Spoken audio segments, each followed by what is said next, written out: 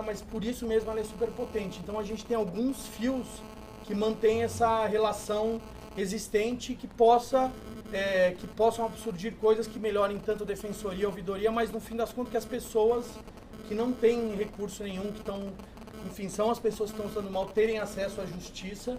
Então eu acho que essa questão da liberdade, da nossa autonomia, claro, sempre numa posição de abertura com vocês, isso não pode ser cortado.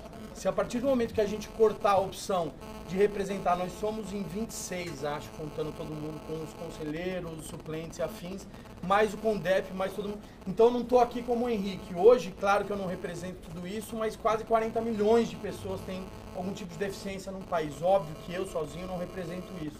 Mas dentro do estado de São Paulo, a gente organiza uma rede de pessoas que trabalham com as pessoas com deficiência e trazem isso. E as outras pessoas que estão aqui, eu não preciso nem contar. O Aderon, o Pedro, o Paulo, o Padre Valdir, são pessoas assim que a gente não precisa nem qualificar assim, a quantidade de representações da população que a gente traz. Então, só para finalizar, isso que tem acontecido nas ruas desde junho do ano passado não é diferente do que está acontecendo aqui hoje. A população quer não só votar, ela quer participar do processo, não quer só aprovar o resultado, e ela quer ter essa autonomia. Foi isso que aconteceu nas ruas. E de uma maneira, claro que diferente, a gente trouxe isso aqui. Nós somos autônomos e queremos que a sociedade fale. Tem horas que nós vamos brigar, tem horas que nós vamos estar bem, vamos construir, mas assim, não cortem essa autonomia nossa. Senão todo esse exemplo de que vocês construíram muito mais, o Padre Valdir que está mais desde o começo e tal, e todas as pessoas que vêm aqui, tudo que vocês construíram dessa independência, dessa relação que é um modelo para o país inteiro, com uma coisa a gente pode destruir tudo isso. Então, fica aqui o meu apelo aqui como conselho, mas também como sociedade, para a gente seguir as nossas decisões e continuar trabalhando junto para melhorar a questão do acesso à justiça de todo mundo.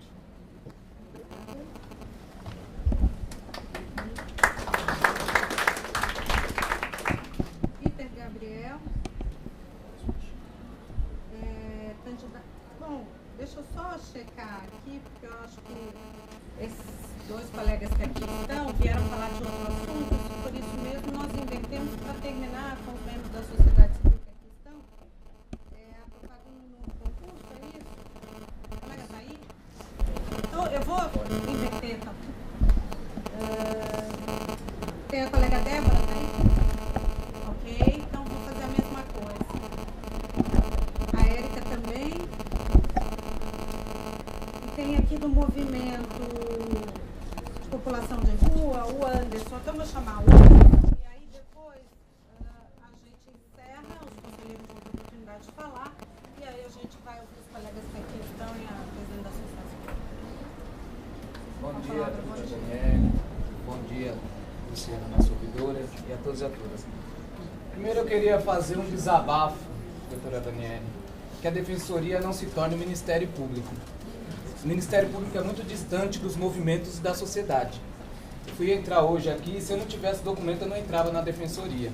Não podemos fazer isso. Eu sou um movimento, muitas vezes o nosso documento é roubado, é surupiado por um Estado higienista ainda. Então eu peço calorosamente, para entrar aqui dentro hoje, precisei da carteira de trabalho porque eu não tenho identidade. Não porque roubaram e eu não tinha identidade. Então a gente não pode se tornar um Estado, a Defensoria, uma posição retrógrada com os movimentos sociais que vêm buscar na Defensoria. Isso eu quero tratar.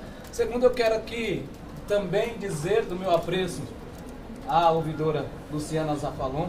Nos encontramos em vários momentos por esse país, com todos os ouvidores desse país, e eu estava numa mesa lá em Natal, onde com hoje o ministro, que foi defensor público, esqueci o nome dele agora, o que é ministro do Supremo, que é do Rio de Janeiro, e ele falou muito na mesa da Defensoria.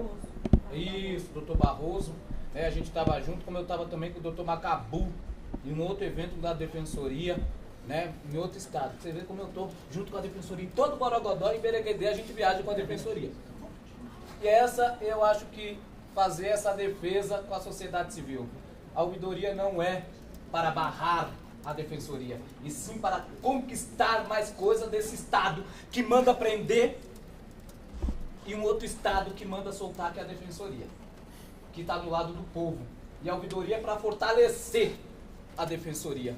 Porque a sociedade civil, como Nazaré e outros pares disse aqui, para fortalecer nossos defensores, defensoras, e brigar com esse Estado retrógrado, que quer tirar o dinheiro da Defensoria, botar em outro lugar, que quer fazer isso, que quer fazer aquilo, e nós, a sociedade civil, estamos aqui para fortalecer, com ouvidores, com ouvidoras, com defensores, com defensoras. E eu estou falando isso aqui porque eu tenho companheirada do movimento da população de rua. A gente pediu, foi na Defensoria, criou um espaço para a população de rua, que dentro dessa população é LGBT, indígena, quilombola, cigano, mameluco, é tudo que vai para a rua. E hoje o maior problema da rua, e já foi dito aqui, é o povo do egresso do sistema prisional. Vai preso e quando sai vai para onde? Para a rua. E nós temos hoje uma maior juventude em situação de rua, vinda do sistema prisional. Vinda porque o Estado manda prender, perde o vínculo e vai para a rua. E é uma juventude muito grande hoje que está nessa situação. Acho que o Padre Valdir pode falar melhor do que eu, porque está lá. Na semana passada nós tivemos na Faculdade de Direito uma discussão sobre essa questão e de pautar no sistema do governo que vai vir, novos governantes, essa questão que está abandonada também. Então eu queria saudar aqui, né, o Alderon, o Luiz e o Pedro, dizendo que é um apreço, né, nós, da sociedade civil, e de trazer os invisíveis, como a senhora colocou, doutora Daniele, aí a visibilidade.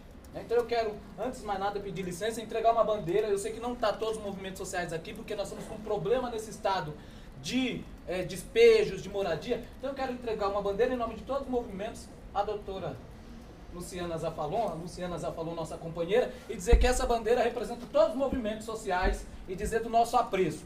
E pedir, dizer à associação que não recrimine a Luciana. Porque recriminar a Luciana está recriminando a sociedade civil. Está batendo em cima da sociedade civil. Então eu quero pegar a bandeira a ela e dizer do nosso apoio. Desculpa, viu, doutor? Dizer quanto a gente tem o apoio dela e ela tem o nosso apoio. E o próximo ouvidor que vier também tem o nosso apoio aqui. Obrigado pela atenção.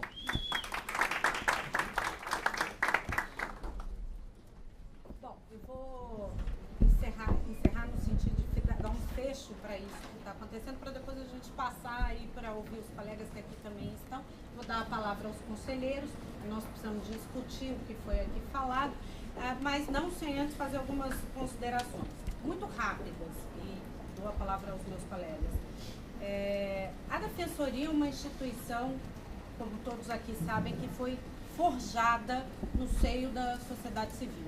Ela nasceu desse movimento, fundamentalmente.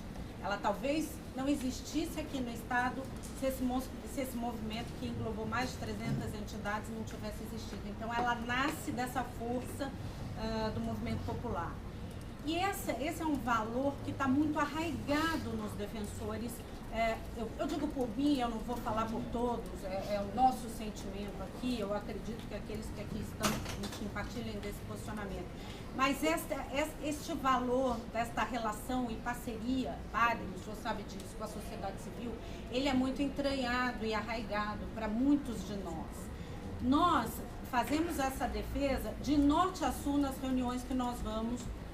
Por exemplo, falo por mim como defensora geral, no Colégio Nacional de Defensores Gerais.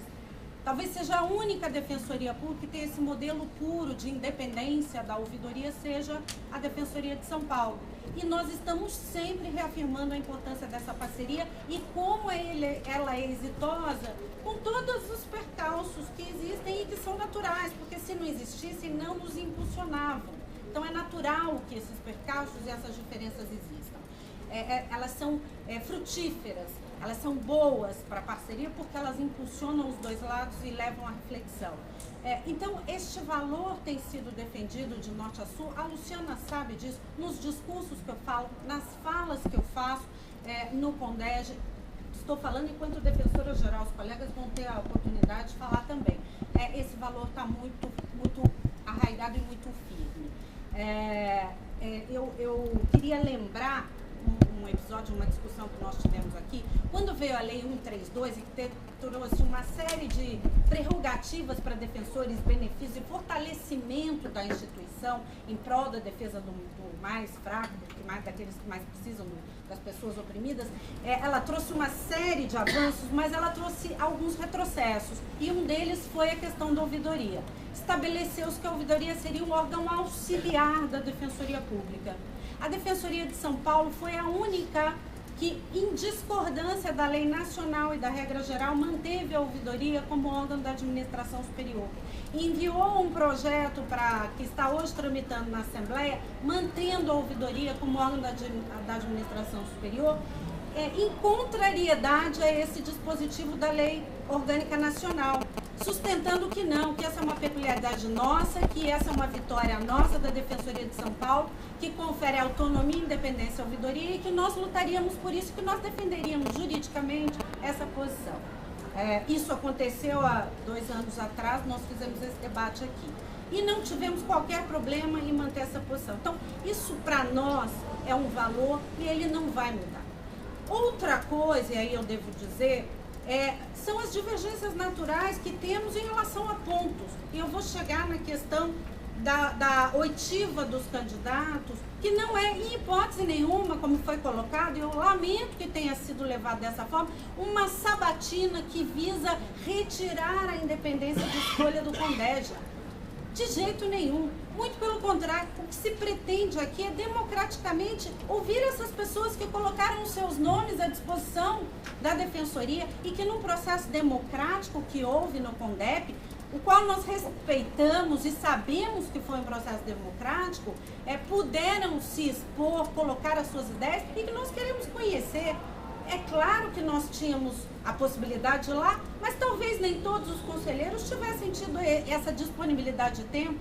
Outros movimentos que não estavam no CONDEP poderiam querer ouvir o que essas pessoas têm a dizer, as suas propostas. Por que não? Porque só aqueles que estavam ali a julgar, a escolher, a apontar, naquele dia, naquela sabatina. Por que retirar dos defensores que são conselheiros, dos defensores que fazem parte da instituição e da sociedade civil que vem aqui e que não estava na reunião no CONDEP, a possibilidade de ouvir essas pessoas e de ouvir seus compromissos e de ouvir o que o primeiro tem a dizer. Talvez estejam achando que é uma sabatina para fazermos uma ingerência. Tenho certeza aqui que a intenção dos conselheiros é prestigiar a decisão do colegiado, do CONDEP. Eu tenho certeza que os conselheiros querem e reconhecem, eu compreendo perfeitamente, eu acho que esse movimento aqui é super legítimo. Vocês têm mesmo, a sociedade civil tem que vir aqui e pedir para que seja prestigiado o processo democrático de escolha. Agora, também isso não quer dizer que isto implique em retirar o direito de conhecer essas pessoas, daqueles que estão aqui sentados e da sociedade civil que está aqui e que talvez não tenha tido a oportunidade de ir lá. Isto para mim é antirrepublicano, antidemocrático. Não permitir que as pessoas venham aqui falar, nós fazemos isso todos os dias. Me parece uma postura absolutamente incoerente com aquilo que a ouvidoria defendeu. Então, não vamos confundir as coisas, suprimir o direito de nós ouvirmos, de nós conhecermos, ainda que seja para afirmar a autonomia do CONDEP e indicar o primeiro colocado, mas que o primeiro possa vir aqui, o Aldeirão possa vir aqui e dizer, olha, eu me candidatei porque eu quero lutar por isso, e que nós possamos perguntar, e você se compromete com esta causa? Porque talvez viesse aqui o primeiro indicado, se comprometesse com uma causa que é absolutamente contrária aos direitos humanos, a Defensoria teria que vir aqui e rechaçar, sim, por que não, essa escolha? Ou não. Se um dia o CONDEP, se em reunião acabar optando por uma pessoa que a sociedade civil não considere representativa dos interesses e dos direitos humanos, nós teríamos que não ouvir esta pessoa, não saber dos seus compromissos e simplesmente chancelar? Tenho dúvidas disso. Mas essa é uma outra discussão. O que se pretende aqui hoje não é impugnar, sabatinar, pelo menos de minha parte, da transparência, da publicidade. Não que não tenha havido transparência, o processo foi absolutamente transparente, democrático. A Luciana instou várias vezes as pessoas que estavam aqui a participarem, a acompanhar, mas talvez muitos não tenham tido a oportunidade de fazer isso. Eu li, por exemplo, o processo, eu tive a oportunidade, mas ele foi distribuído essa semana para a conselheira Franciane, e os outros receberam um calhamaço de cópias pelo computador, pelo e-mail, mas me asseveraram que não tiveram ainda a oportunidade de conhecer e que gostariam de conversar e saber o que essas pessoas estão se comprometendo, o que o Alderon, que é o primeiro candidato, se comprometeu a fazer frente à audiência da qual ele participou e foi sabatinado pelo CONDEP. Então, não vamos misturar as coisas. O que nós, pelo menos de minha parte, que nós queríamos é prestigiar essa escolha, prestigiar esse movimento que nasceu no CONDEP e que, para nós, os candidatos, todos são candidatos absolutamente comprometidos com a causa dos direitos humanos e das pessoas excluídas, todos. Então não tem por que haver aqui uma concorrência e querer ingerir nessa decisão. Não tem porquê, mas também não pode nos ser suprimido o direito de ouvir esse primeiro candidato que aqui está e que será muito bem recebido, assim como os outros que colocaram o seu nome à disposição. Acho, sinceramente, um desrespeito que eu não possa ouvir os outros dois, que são o segundo e o terceiro, não que tenha nenhuma intenção de gerir na escolha, mas que quer prestigiá-los por terem colocado o seu nome à disposição. São pessoas comprometidas, são militantes conhecidos nossos. Gostaria de prestigiá-los a todos. E isso não me parece ingerência. Bom, e por fim, eu só queria dizer, em resposta ao Paulo, né, Paulo? Paulo, olha, eu digo por mim, eu vejo aqui colegas que vieram do júri, da unidade de onde eu venho e para onde voltarei daqui a 2 meses, com muito orgulho. Eu vejo a garra, a gana que tem esses colegas que estão aqui vindo brigar por cargos em outras varas, sendo que eles serão prejudicados, entre aspas, no sentido de terão um acréscimo de serviço, porque vão ter que dividir serviço com esses colegas se eventualmente essas varas forem abertas. E a nossa colega veio aqui dizer que isso não importa, o que importa é ela saber que pessoas inocentes não estão sendo trucidadas como estão hoje nas outras varas, ainda que ela tenha um acréscimo de serviço. Eu vejo aqui conselheiros absolutamente comprometidos com outras causas. Franciane, que milita na execução há 20 anos, a Fabiana, que faz uma defesa intransigente das adolescentes em conflitos com a lei, colegas do civil, aqui a causa dos ambulantes, que foi brilhantemente defendida pelo Bruno Miragaia, que recebeu um prêmio por isso. Todos os colegas que aqui estão absolutamente comprometidos com a defesa das pessoas que precisam, que são necessitadas nesse estado, com amor, com vontade, com dedicação. Eu não tenho vergonha nenhuma do nosso trabalho. Eu tenho muito orgulho do que a Defensoria fez até hoje. Porque divergências são naturais. E a gente tem orgulho de militar, de trabalhar, para fazer a vida das pessoas um pouco diferente, para poder fazer alguma diferença. E mais orgulho ainda de fazer isso em parceria com a sociedade civil. Não me incomoda, em hipótese nenhuma, a presença da sociedade civil aqui. Eu achei muito rico esse momento. Mas a gente tem que fazer esse desabafo, porque muitas vezes a sociedade civil também não sabe compreender as dificuldades e limitações que nós temos. E esse debate aqui é especialíssimo. Ele é muito rico e muito bom. Eu acho que a gente tem a possibilidade de ser franco e colocar o que nós pensamos. Repito, ninguém quer ingerir nada. A gente quer aqui prestigiar as pessoas que se dispuseram a essa missão tão nobre, que é ser ouvidor da Defensoria, que é fazer essa ponte com a sociedade civil, para cada vez mais juntos que nós possamos construir uma sociedade melhor. É isso que eu tinha a falar para vocês. Agradecer muito a presença. Passo aqui para os meus colegas conselheiros falar. Eu gostaria de falar. Queria, antes de mais nada, celebrar esse momento e agradecer cada uma das falas. Acho que aqui a gente tem, na verdade, para mim, um momento de encerramento de uma jornada, com a possível votação de quem fica no meu lugar. E eu não poderia sonhar com um momento mais forte e bonito do que isso que a gente viveu aqui hoje. Confesso, contudo, que as falas talvez tenham sido generosas demais só com o meu nome, porque isso foi rigorosamente um trabalho coletivo desde o princípio e somos todos sujeitos dessa construção. Sempre entendi a democracia representativa com limites do meu mandato e ele sempre esteve comprometido com as construções feitas colegiadamente. Então eu agradeço e compartilho o reconhecimento. E eu queria aqui, na verdade, fazer só algumas ponderações. Eu acho que hoje, na verdade, a gente tem uma ilustração muito clara a palavra que me foi colocada ontem, do abismo que muitas vezes existe entre as compreensões desse colegiado e da sociedade civil. Então, não compreendam como um ataque, pelo contrário.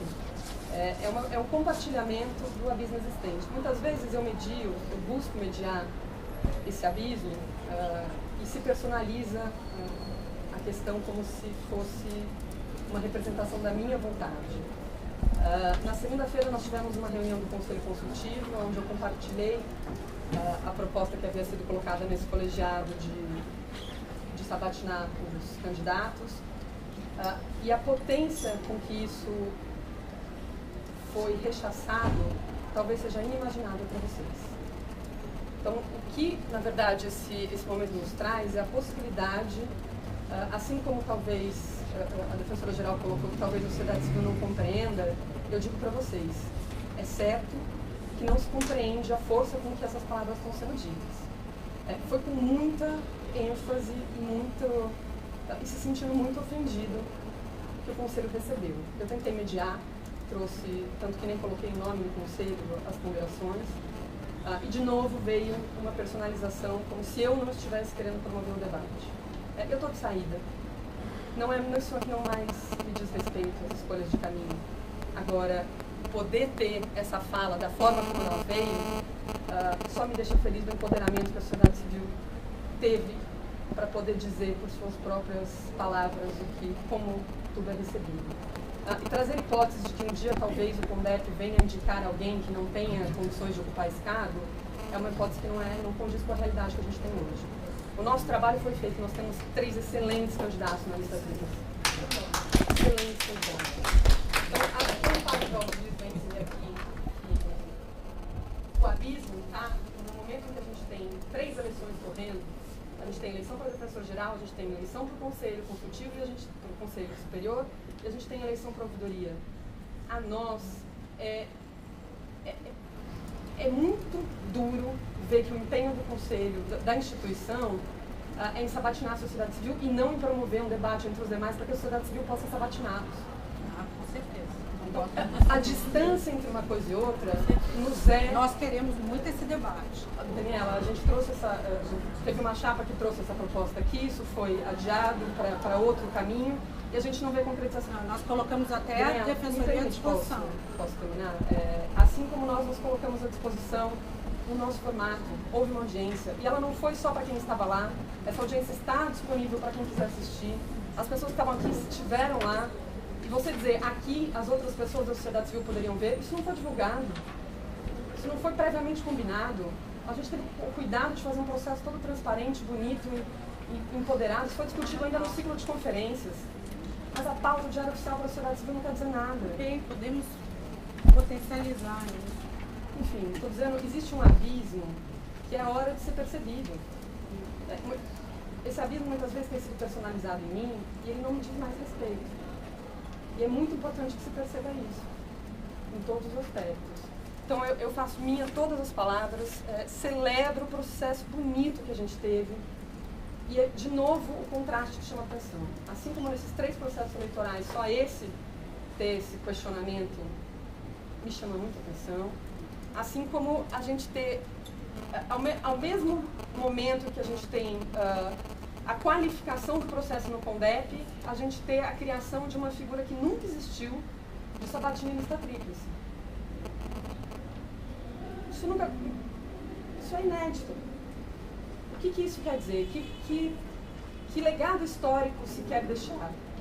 Então é isso que eu venho trazer e acho que as falas deixam claro que existe sim uma polarização quanto a esse entendimento e o quanto isso representa para as pessoas.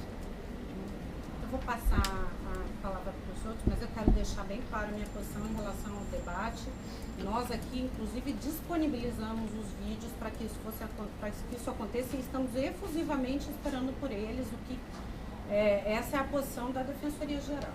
mas isso não está dizendo Não, respeito não, à sociedade claro, civil. claro, não, Ninguém mas está é nem porque foi sabendo disso. abordado essa questão. Não, eu estou dizendo a disparidade. Para a sociedade civil, são 3 processos eleitorais correndo e só se pesa a mão. Não, acho que não é questão de pesar a mão. Bom, conselheiros, querem fazer observações? Queria só, na condição de relatora, tirar uma dúvida. Eu acho que esse debate que nós estamos fazendo vai fazer parte dessa discussão de processo que está em pauta. Então, eu gostaria de indagar se vamos debater isso e depois voltar ao processo ou entramos no processo diretamente. É só uma questão de como vamos conduzir os Eu trabalhos. acho que a posição dos conselheiros aqui sobre esse tema, ela é fundamental para que possamos ingressar na pauta no processo, especificamente. Nós podemos chamar o processo e assim entenderem antes dos outros colegas. Ou, se preferirem, os conselheiros, podemos pedir à sociedade civil que permaneça por mais algum tempo, chamamos os outros inscritos no momento aberto e colocamos em primeiro ponto, na ordem do dia, o processo, para que depois aqueles que aqui estão possam se retirar, se assim entenderem, né? Estão de acordo? Eu não posso, o que eu não posso agora é inverter, entrar na ordem do dia e não ouvir as pessoas que estão, ok? Tá? Porque a gente já costuma fazer, a gente já fez isso antes. Quando a sociedade está aqui, a gente chama o processo, entra na pauta, vota. Então, para mim, é indiferente, ficar melhor. Tem 2 pessoas esperando. Aí termina o momento aberto e volta como primeiro ponto de pauta. Então, a gente não vai se manifestar agora. Espera todo mundo no momento aberto. Vocês preferem eu assim? prefiro, Ok, tá assim. ótimo. Por favor. Senão não vai volta. Mas a gente vai fazer essa rodada e... Isso vai especificamente do processo. Só explicar a posição da associação em relação ao tema. Acho que rapidamente, porque eu acho que também pede, não tem processo. Vocês entenderam? Verdade. Vamos esperar os dois mas aí depois a gente entra no debate. Tá bom? Bom, eu chamo os... Não, vou chamar os colegas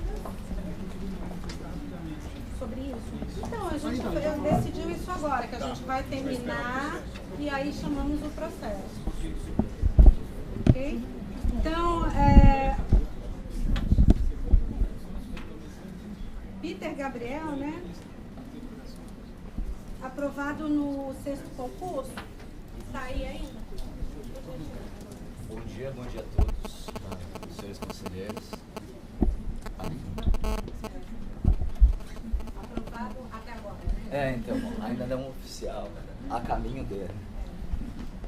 Mas é diferente dos... Na verdade, mudando um pouco de assunto, né? Diferente dos que me antecederam, eu sou novato aqui. Me fico feliz de ser novato mesmo. Meu primeiro comparecimento a esse Conselho Superior, a essa oportunidade, de modo que é um prazer conhecê-lo.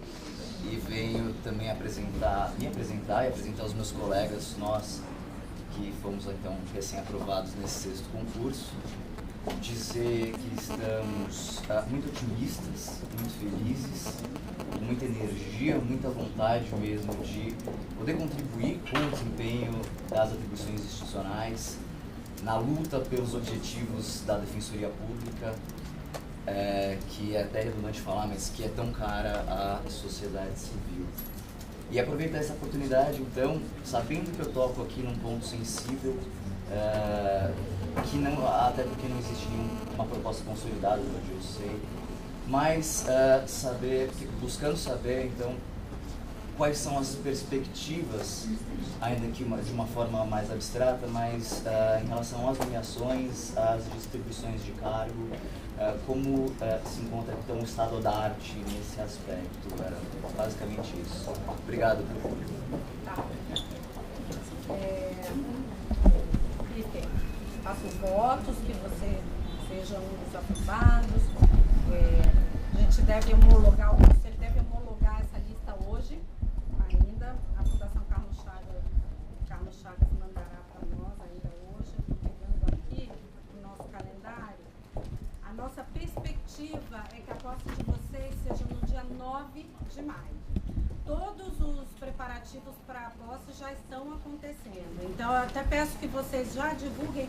O Rafael Português, presidente da associação, já entrou em contato comigo dizendo que alguns já o procuraram, que ele tem tido reuniões, e eu pedi a ele e que informasse dessa perspectiva. Mas estamos aqui à disposição também na Defensoria Geral. Todos os preparativos estão sendo feitos, como locação de espaço, para que isso aconteça no dia 9.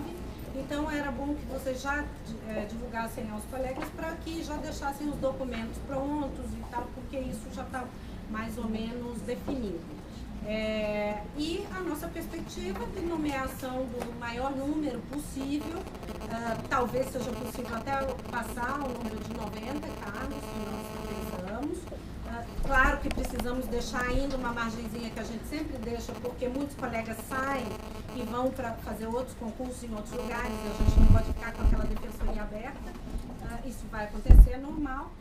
Vocês terão, se aprovados e tomarem posse, pelo menos de 15 a 20 dias de curso. O Conselho debaterá durante 2 semanas os cargos existentes. A proposta será apresentada no dia 25, que é porque semana que vem não há sessão do Conselho ante o feriado. Então, na outra semana, nós já teremos a apresentação dessa proposta. Os antigos vão escolher antes, evidentemente, e depois, provavelmente, quando vocês estiverem em curso, no meio do curso ou ao final do curso, enfim, isso aí a gente ainda vai decidir, vocês farão a escolha das vagas após o concurso de remoção que os antigos vão participar. Ok? Bom? Só também complementar para a gente um pouco do assunto, também saudar os integrantes do concurso. Ontem tivemos a segunda reunião em conjunto para tratar os diversos temas. Além de tudo essa ansiedade por termos contato logo com o projeto de distribuição de carros, discutindo outros temas, inclusive os outros por funcionamento. Parece que vocês estão fazendo um mapeamento muito completo, muito detalhado de todos os concursos em andamento em todo o país, inclusive no estado de São Paulo, são as programações do estado de São Paulo, e vão poder contribuir muito para a gente fixar esse número de vagas que a gente vai poder nomear ou não, guardando ainda aquela margem de defensores para uma lista de espera, para que a gente não possa ter problema nenhum momento. Débora Bossuto, nossa colega da unidade Taquera. Posso falar? Bom dia, gostaria de me apresentar. Eu sou Débora, coordenadora auxiliar da unidade Taquera desde outubro do ano passado. Eu vim aqui para dar uma devolutiva da situação da unidade, tendo visto o alagamento que assolou o prédio no dia 31 de março.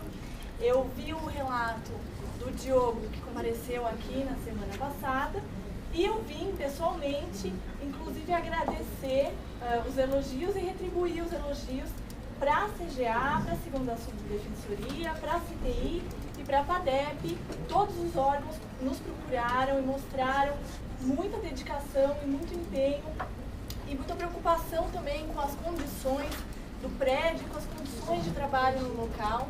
Então eu venho aqui agradecer publicamente o trabalho de todos nessa situação emergencial e agradecer também o espaço do Conselho na oitiva do Diogo. Eu venho mostrar como foi a situação da unidade nessa semana, porque a gente voltou a atender as pessoas após uma limpeza pesada para tirar a lama que continuou impregnada no piso da unidade após o alagamento.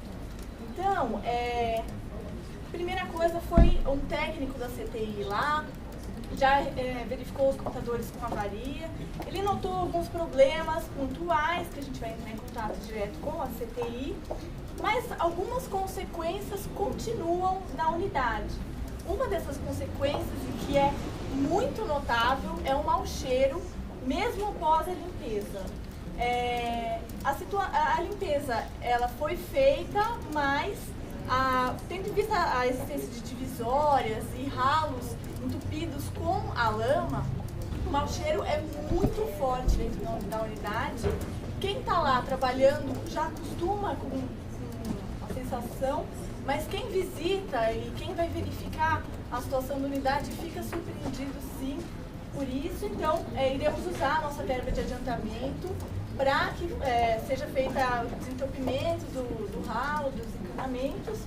Mas gostaria de deixar isso claro, que o alagamento deixou, sim, consequências, e tudo isso atrapalha um pouquinho o nosso trabalho. Além disso,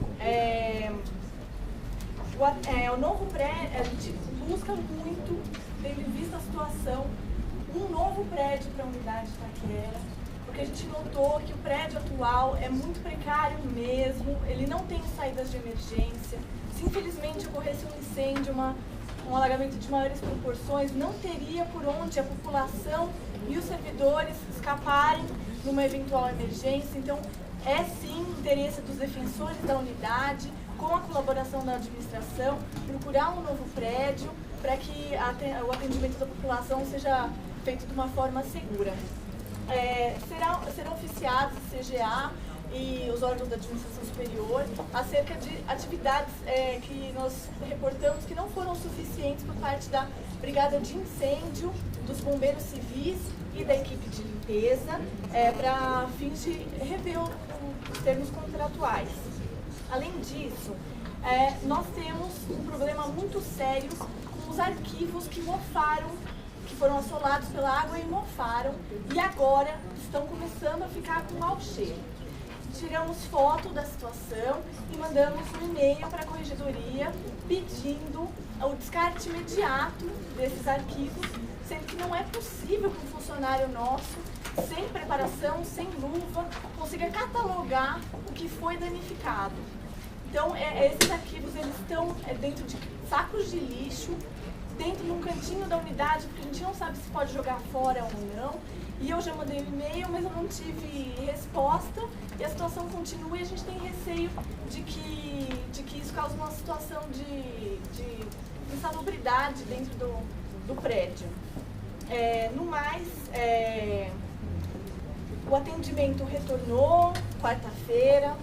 Desses 2 dias, a gente notou um aumento de mais ou menos 50% da procura da população para o atendimento da tarde. O atendimento da manhã ele é agendado, então a gente não tem esse problema, mas o atendimento da tarde, as pessoas comparecem, não há limitação de senhas, ele está sendo muito carregado nesses 2 dias. A gente prevê que semana que vem isso vai piorar, porque é a semana em que os oficiais deram como certo o atendimento.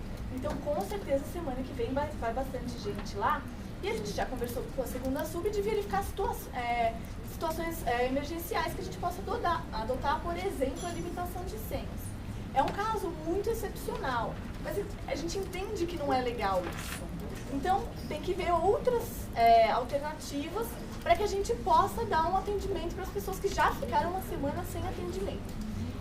Sem descartar essa possibilidade de limitação de senhas, mas não de uma forma drástica, a gente vem aqui publicamente também pedir que seja considerada a possibilidade de deslocamento de um itinerante, ou mais de um itinerante, ou de algum mutirão, alguma vinda emergencial de suporte para que a gente possa dar vazão a esse atendimento que ficou represado nos últimos dias. A gente, inclusive, também mandou um e-mail para a CGA para verificar a possibilidade, para a segunda sub, para ver se tem a possibilidade, se tem alguém que poderia auxiliar a gente nessa retomada.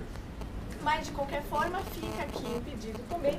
E eu gostaria de reiterar o pedido de cargos que a gente já propôs aqui no Conselho, dentro do processo próprio, e simplesmente demonstrar o quanto é impactante uma situação emergencial, um acidente desse, para uma população que já é muito hipossuficiente, que é a população do extremo leste de São Paulo.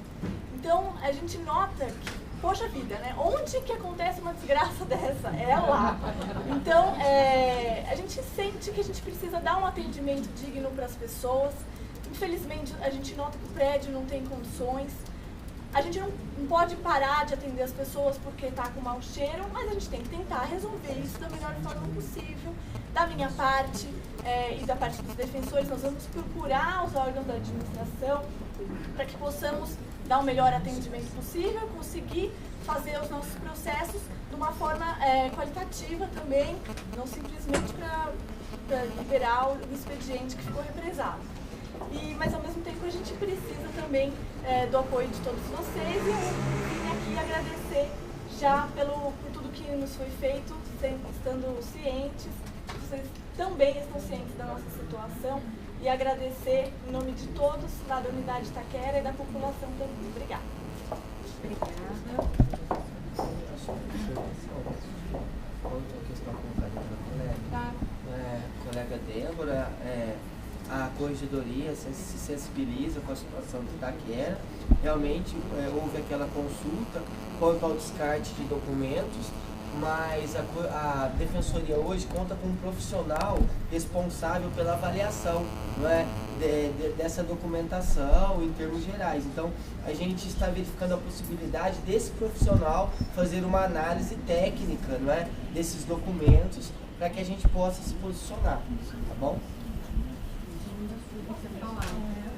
Bom dia, Débora. Primeiro, como já foi dito na última sessão, quando o Diogo e alguns outros colegas estiveram aqui, não tenho que agradecer nada, acho que ninguém fez mais do que a sua obrigação diante da situação da unidade civil. Acho que todos aqui, administração, associação, conselheiros, todos, enfim, estão cumprindo o seu papel e sua obrigação. Aliás, muito pelo contrário, a gente eu pelo menos tenho que agradecer muito essa disponibilidade que veio aqui, passou a tarde inteira, a gente ficou aqui da 1 da tarde até as 8 da noite, para a gente realmente dar aqueles encaminhamentos iniciais, logo que aconteceu essa enchente.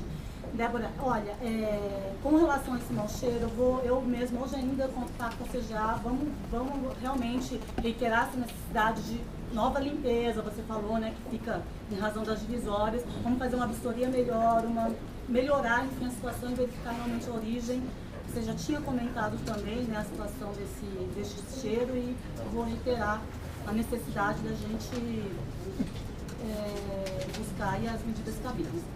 Novo prédio, prospecção, vamos conversar também, vai começar alguma procura, as atividades também, você, brigada de incêndio, que se não está sendo prestada a contento, em toda razão, é um serviço que não é barato, então, de fato, se não está sendo bem prestado, peço mesmo que envie, que nos traga as informações, para a gente tomar as medidas cabíveis em relação à contratada.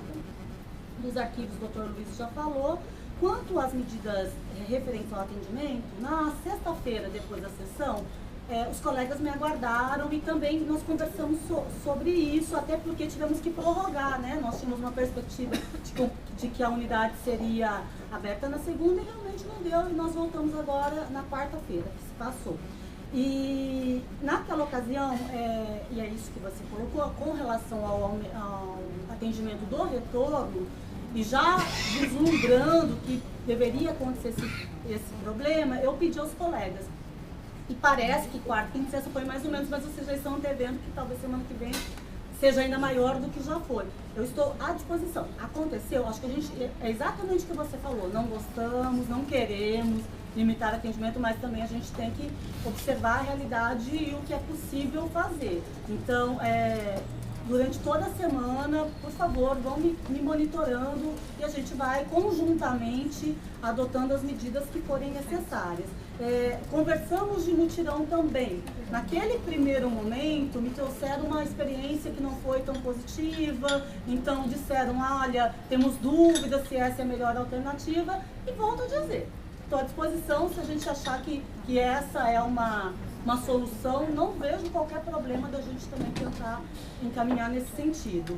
Quanto a itinerante, eu vi ontem, você até mandou um e-mail sobre isso também, e aquela dificuldade, né? A gente tenta ver, hoje, de fato, os itinerantes são espelhos de algum defensor, se você tira de um lugar e coloca, tem regras, né, para essa designação, se você tira de um lugar, é muito difícil uma unidade concordar, não sei que a unidade concordasse, tem uma situação emergencial por um período, posso consultar, mas é difícil, é uma solução, essa é a mais difícil da gente implementar, mutirão, atendimento, no restante acho que estou totalmente à disposição para buscarmos aí as soluções que forem necessárias no decorrer do período que virá.